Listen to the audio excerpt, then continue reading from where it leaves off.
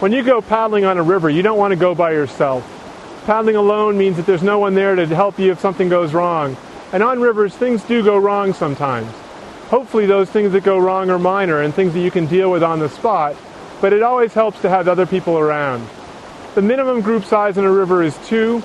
3 paddlers is much better, and groups of 3 to 7, 8, 9 are usually pretty comfortable and provide a lot of support for paddlers in the group, as well as providing enough experience in the group, hopefully, that the more experienced people can help the less experienced people down the river. When you're in a group, it's important to stay close to each other and to stay in contact. And the way to do that is to designate a lead boat, a sweep boat, and everyone keep track of the boat behind them. The lead boat is the boat that goes down the rapids first.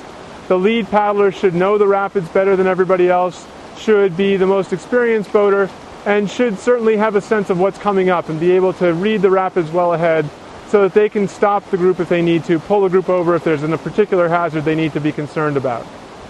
The sweep boat should also be a very experienced paddler and could be somebody who's more experienced in first aid and more trained in first aid and river rescue, since the sweep boat will be the one coming down onto incidents as they happen.